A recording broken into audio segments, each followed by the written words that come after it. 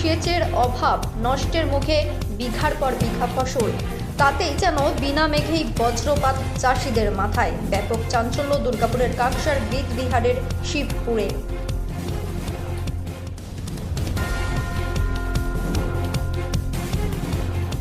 টিকিটে করে দিয়েছিল আমাদের, রাত্রে এসে চলে এসে কেটে চলে গেছে। আমরা এখন কী করে থাকবো? এই যে এত ফসল চাষ করছি, ফসলটা বাঁচাবে কী করে? জল না দিলে ফসলটা বাঁচাবে কী করে? কি সবজি আছে? সবজি এখানে আছে, কচু আছে, কুমড়ো আছে, শসা আছে, ঝিঙে আছে, তারপরে ফুল আছে, সমস্ত গোটা জমিটা মোটামুটি 70-80 জমি চাষ হচ্ছে ধরুন। হ্যাঁ, সেটা বাদে এই সোলারটা থেকে হতো মোটামুটি ধরুন। সোলারটা কারা দিয়েছিল? সোলারটা সরকার দিয়েছে, গ্রাম পঞ্চায়েত দিয়েছে। এখন হচ্ছে এখন এই পরশু, হ্যাঁ, যেমনি সাবমার্সেল চলছিল, পরশু রাত্রে সব এটা কেটে নিয়ে চলে গেছে চলে। তাহলে কীভাবে সেচের কাজ করবে? সেটা এবার টিভির সেচের কাজ করবো না, আমরা তো এখন চালানোর দিকে শেষ করবো, ফসলগুলো মরে যাবে। সমস্যা, বিশাল সমস্যা, জলের সমস্যা আমাদের বিশাল। চাষ কি আর হবে এখানে? চাষ জল হলে হবে না তো হবে না, জল যদি হয় তাহলে হবে।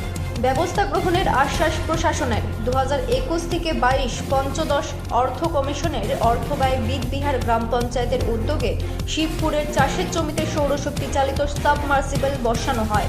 প্রায় 100 বিঘা জমিতে সেচের কাজে বিপ্লব ঘটেছিল। শীতে যেমন চাষের সুবিধা হচ্ছিল, গ্রীষ্মতেও ফলছিল বেগুন, কচু, উচ্ছে, ঝিঙে, লাউ, কুমড়ো সহ বিভিন্ন শাকসবজি। লাভের মুখ দেখছিল 50-এর অধিক চাষি। রবিবার এলাকার বেশ কিছু চাষি সেচের জন্য সাবমার্সিবল চালু করতে যায়। ঠিক তখনই দেখেন সৌর প্যানেলের সমস্ত তামার তার চুরি হয়ে গেছে। একটি সাবমার্সিবল চালাতে প্রায় 14টি সৌর প্যানেল লাগানো ছিল। একটি প্যানেলের সাথে আরেকটি প্যানেলের সংযুক্তিকরণের তার কেটে চুরি করে নিয়ে পালায়। চুরি গেছে সাবমার্সিবল তার বলে অভিযোগ। ফলে 2 দিন ধরে কার্যত সেচের কাজ বন্ধ। বিষয়টি নিয়ে কাকসা থানার মলানদিঘি পুলিশ ফাঁড়িতে লিখিত অভিযোগ দায়ের করেন চাষিরা। এই ঘটনা যারা ঘটিয়েছে তাদের দৃষ্টান্তমূলক শাস্তি দাবি তুলেছে চাষিরা। চাষিদের অভিযোগ, চাষের একমাত্র ভরসা সরকারি সাবমার্সিবল। সোলারের ভরসাতেই চাষ হয়েছিল, সোলারের ভরসায় চাষ হয়ে চাষ মাসটা চুরি করে দিয়ে গেল। এবার কী ভরসায় চাষ করবো সেটুকু আমরা চিন্তা করছি। আমি পঞ্চায়েতে জানিয়েছি, আমরা থানাতেও জানিয়েছি। গ্রীষ্মকালে কি কি চাষ করেন আপনারা? চাষ করি আমরা ঝিঙে, কাকু, কচু, তিল, আলু সবই হয়। এই সমস্ত কিছু চাষ হয়, কুমড়ো। এবার কীভাবে হবে? এই বন্ধ হয়ে গেলো, আমরা সেই তো ইয়ে নাই, আয় নাই, আর সোলারের ভরসাতেই চাষ করি আমরা। কি হয়েছে সোলারটা? সোলারটা হয়েছে আমার নর্মাল, মানে তারগুলা কেটে চলে গেছে, তারকে চুরি করে চলে গেছে। আপনারা কমপ্লেন করেছেন?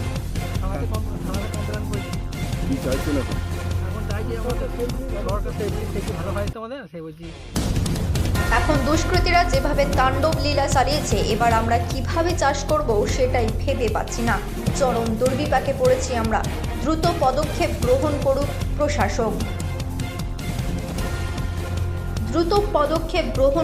প্রশাসন। দ্রুত ব্যবস্থা গ্রহণের আশ্বাস দিয়েছেন বীজবিহার গ্রাম পঞ্চায়েতের সদস্য স্বপন সূত্রধর।